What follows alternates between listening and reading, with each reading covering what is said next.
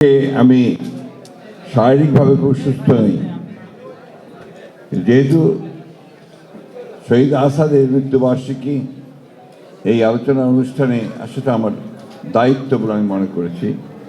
যে কারণে আজকে আমি এখানে এসেছি, তাই খুব বেশি কথা বলতে পারবো না, সামান্য কিছু কথা বলবো। আপনারা ইতিমধ্যে শহীদ আসাদ সম্পর্কেও বিস্তারিত কথা শুনেছেন। বিশেষ করে অধ্যাপক মাহবুবুল্লাহর যে তার লিখিত যে বক্তব্য, যেটা তার বইয়ে প্রকাশিত হয়েছে, সেই বক্তব্যে সেটা আরও খুব পরিষ্কার হয়ে গেছে। ছাত্রগণ 69 ছাত্রগণ অভ্যুত্থানে আমরা যারা জড়িত ছিলাম, সম্পৃক্ত ছিলাম, আমাদের কাছে শহীদ আসাদ এই নামটি একটা অত্যন্ত ভালোবাসার নাম। আমাদের এটা একটা, আমরা যে সংগ্রাম করেছি, যে আন্দোলন করেছি, সেই সংগ্রাম আন্দোলন সবচেয়ে একটা অনুপ্রেরণার নাম। শহীদ আসাদ আমাদের ইতিহাসের একটা অবশ্যম্ভাবী একটি নাম, সংযুক্ত নাম। যতই পাঠ্যপুস্তকে নাম না থাকুক বা স্মরণ না করুক অন্য কেউ, কিন্তু শহীদ আসাদকে কেউ ইতিহাস থেকে বিচ্ছিন্ন করতে পারবেন না। এই দেশের স্বাধীনতার আন্দোলন, সমাজকে বদলে দেওয়ার যে আন্দোলন, যে সংগ্রাম, সেই সংগ্রামে আসাদ অবশ্যই অমর হয়ে থাকবেন ইতিহাসে। আমরা আজকে আরেকটি ছাত্রগণ অভ্যুত্থানের পরে এখানে সমবেত হয়েছি। 24-এর যে ছাত্রগণ অভ্যুত্থান, সেই গণ অভ্যুত্থানের ফলে আমরা একজন ফ্যাসিস্ট শাসককে দেশ থেকে চলে যেতে বাধ্য করেছি।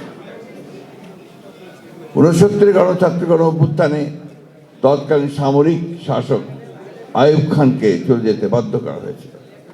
কিন্তু যে কথাগুলো অনেক বক্তাই বলেছেন যে আমরা আমাদের সেই ঈপ্সিত যে লক্ষ্য, সেই লক্ষ্য আমরা পূরণ করতে পারিনি। জয়েন্ট সাইকে বলেছেন যে আজকে প্রায় এই এত বছর পরেও আমরা একটা নির্বাচন করতে পারি না। এটা একটা সামগ্রিক ব্যাপার।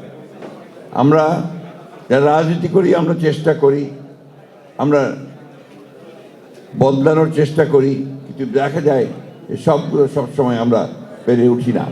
কারণ প্রতিক্রিয়াশীল যে চক্র আছে, সেই চক্র এত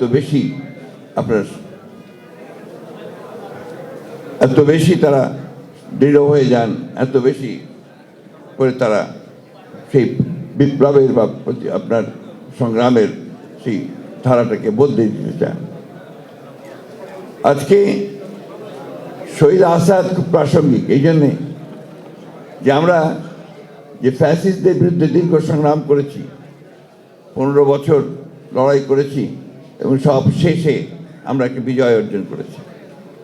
সেই বিজয়ের মধ্য দিয়ে আমরা সামনে যে দিনগুলোকে আশা করছি, প্রত্যাশা করছি, সেই দিনগুলো যেন আমাদের সেই স্বপ্নগুলোকে, যারা প্রাণ দিয়েছে তাদের স্বপ্নগুলোকে যেন বাস্তবায়িত করতে পারে, এটাই হচ্ছে আমাদের প্রত্যাশা। আজকে অনেক কথা উঠছে বিভিন্নভাবে, এবং সেই কথাগুলো এমনভাবে বলা হচ্ছে যাতে করে তর্ক, অনেক নতুন নতুন তর্ক সৃষ্টি করা হচ্ছে। আমরা সোজা কথায় যেটা বুঝি, সাধারণ মানুষ যেটা বোঝেন, যে পরিবর্তনের পরে তারা একটা গণতান্ত্রিক রাষ্ট্র চান। সেই গণতান্ত্রিক রাষ্ট্রে তারা তাদের অধিকারটাকে ফিরে চান। তারা যেন তাদের মোটা ভাত, মোটা কাপড় পরে থাকতে পারেন সাধারণ মানুষ। তারা যেন ভোটের অধিকারটা পান, তারা কথা বলার অধিকার পান, এবং তাদের সন্তানেরা যেন লেখাপড়া শিখতে পারে। তারা যেন একটা সুন্দর একটা সমাজে, যে সমাজে দুর্নীতি থাকবে না, যে সমাজে অন্যায় থাকবে না, যে সমাজে মানবিক মূল্যবোধ থাকবে, যে সেখানে ন্যায় বিচার থাকবে, সেই ধরনের একটি সমাজ তারা চান। কিন্তু সবসময় আমরা সেটা পাই না, যেটা কথা আমি আগে বলেছি, দুঃখিত।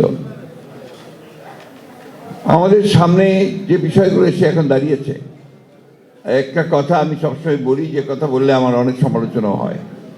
আমি বলি যে নির্বাচনটা দ্রুত হওয়া দরকার। কেন বলি এই কথাটা আমি অনেকবার বলার চেষ্টা করেছি, কারণ আমরা বিশ্বাস করি যে নির্বাচন, যেটা থেকে আমরা প্রায় 15 বছর বঞ্চিত, এই নির্বাচনের মাধ্যমে আমাদের জনগণ তারা তাদের প্রতিনিধিকে নির্বাচিত করবার একটা সুযোগ পাবেন। এখন এখানে জোর করে যদি সেই বিষয়টাকে আপনার একটু বিতর্কিত করে ফেলা হয়, তাহলে জনগণ আবার তাদের সেই অধিকার থেকে বঞ্চিত হবেন। এবং আমাদের যে অভিজ্ঞতা, সেই অভিজ্ঞতা আমরা দেখেছি যে এই ধরনের নির্বাচন যদি দ্রুত না হয়, সময় ক্ষেপণ করা হয়, তাহলে সেখানে অন্যান্য শক্তিগুলো মাথা চাড়া দিয়ে উঠতে থাকে এবং তখন জনগণের যে চাহিদা, সেই চাহিদা থেকে তারা পুরোপুরিভাবেই বঞ্চিত হন। আমরা এই কথা বারবার বলতে চাই যে নির্বাচনে কে আসবে সেটা গুরুত্বপূর্ণ নয়, কিন্তু জনগণের অধিকারটা প্রতিষ্ঠিত হবে এবং সেটার জন্যই কিন্তু আমরা লড়াই করেছি দীর্ঘ 15 বছর। আমি সেই কারণেই বলেছি যে এই সময়টা আমাদের দরকার। সত্যিকার অর্থেই আমরা বর্তমান যে অন্তর্বর্তীকালীন সরকার আছে, সেই সরকারের কাছে আমাদের প্রত্যাশা অনেক। স্বাভাবিকভাবেই একটা ছাত্র গণ অভ্যুত্থানের পরে আমরা জনগণের প্রত্যাশা অনেক বেড়েছে, কিন্তু দুর্ভাগ্যজনক হলেও সত্য যে এখন পর্যন্ত সমাজের যে অবস্থা দাঁড়িয়েছে, সেই অবস্থায় কিন্তু আমরা সেই ধরনের একটা ব্যবস্থা দেখে এখনো নিশ্চিত হতে পারছি না যে আমাদের সেই প্রত্যাশাগুলো পূরণ হবে। এখানে অনেক কথা আছে, প্রত্যেকটি রাজনৈতিক দলের বিভিন্ন রকম প্রোগ্রাম আছে, কর্মসূচি আছে, সেই কর্মসূচিগুলো নিয়ে তারা এগোতে চায়। কিন্তু একটা বিষয় কিন্তু সবাই একমত, যে একটা নির্বাচন হওয়া দরকার। নির্বাচনটা শুধু একটা দলকে ক্ষমতায় বসানোর জন্য নয়, এই নির্বাচনটা যে গণতান্ত্রিক ব্যবস্থা দিয়ে যাওয়ার জন্যে একটা পথ সৃষ্টি করা, একটা দরজা পার হওয়া। আজকে প্রশ্ন উঠছে যে সংস্কারগুলো সবগুলো করে আপনার নির্বাচনে যাওয়ার প্রশ্ন উঠেছে, তাহলে কি আমরা 4-5 বছর ধরে অপেক্ষা করব, বা যতদিন সংস্কার সম্পূর্ণ হবে ততদিন ধরে অপেক্ষা করবে জনগণ যে তারা তাদের ভোটের অধিকার থেকে বঞ্চিত হবে? আমরা এখনো দেখছি যে আমাদের আমলাতন্ত্র আগের যে ব্যবস্থা ছিল সেই ব্যবস্থায় তারা এখনো সচিবালয় থেকে শুরু করে সমস্ত প্রশাসনে তারা একইভাবে তাদের ভূমিকা পালন করছে, কোনো রকম রদবদল হয়নি। বিশ্ববিদ্যালয়গুলোতে লেখাপড়া প্রায় বন্ধ হয়ে গেছে, স্কুল কলেজগুলোতে সেই ধরনের লেখাপড়া আর হচ্ছে না, স্বাস্থ্য ব্যবস্থা প্রায় ভেঙে পড়েছে। এগুলো অতীত থেকেই এসছে, এখন সেগুলো কোনো পরিবর্তনের এত অল্প সময়ে সম্ভব নয়, কিন্তু আমরা সেই পরিবর্তনগুলো চাই। সেই কারণে আমরা বলেছি যে নির্বাচনটা দ্রুত হওয়া দরকার। নির্বাচন দ্রুত হলে যে দল ক্ষমতায় আসবে তার যে রাজনৈতিক যে কমিটমেন্ট টু পিপল থাকবে, সেই কমিটমেন্টগুলো তারা পালন করার জন্য অবশ্যই দায়বদ্ধ থাকবে। আমরা এই কথা আমি গতকালও বলেছি, আমাকে একজন সাংবাদিক ভাই এ নিয়ে প্রশ্ন করেছেন যে অন্তর্বর্তীকালীন সরকার যদি নিরপেক্ষ না থাকে তাহলে একটা নিরপেক্ষ সরকার দরকার হবে নির্বাচনের সময়। আমি কথাগুলো বলেছি, তার কারণ আছে। কারণ যে আমরা দেখছি যে বেশ কিছু বিষয়ে অন্তর্বর্তীকালীন সরকার নিরপেক্ষতা পালন করতে পারছেন না। আমি তাই অনুরোধ করব, আমি প্রত্যাশা করব যে আমরা আশা করি যে অন্তর্বর্তীকালীন সরকার তারা সেই নিরপেক্ষতা পালন করবেন এবং দেশে যে সংকট আছে সেই সংকট থেকে দেশকে মুক্ত করবার জন্য তারা কাজ করবেন।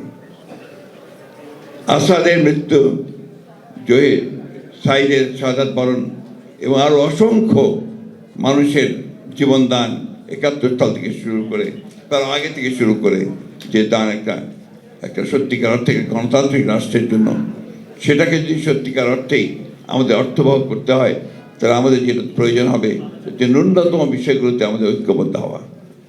আমরা আমাদের যারা একসাথে আন্দোলন করছিলাম, যুগপৎ আন্দোলন করছিলাম, আমরা 31 দফা কর্মসূচি দিয়েছিলাম। এখন যদি কোনো পরিবর্তন করতে হয় বা পরিবর্তন করতে হয়, সেটাও সামনে আসতে পারে, কিন্তু ওটাকে সামনে রেখে কিন্তু আমরা এগোতে পারি।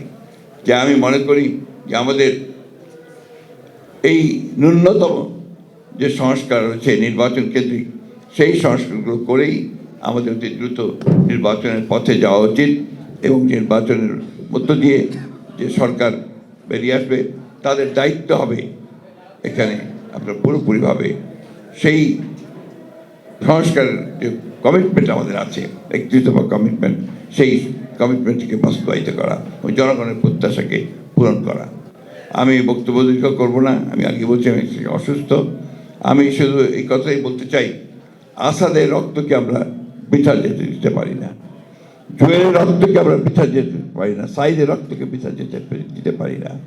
সব মিলিয়ে আজকে যারা আমাদের জন্যে, আমাদের ভবিষ্যতের জন্যে তারা প্রাণ দিয়েছেন, সেই তারা যে চেয়েছিলেন, যে স্বপ্ন তাদের ছিল, সেই স্বপ্নগুলোকে যেন আমরা বাস্তবায়িত করতে পারি, সেই জন্য একটা ঐক্য গড়ে তুলে আমরা যেন সেটা অর্জন করতে পারি, সেই চেষ্টাই আমাদের করতে হবে। আপনাদের সকলকে অনেক ধন্যবাদ। আসসালামু আলাইকুম।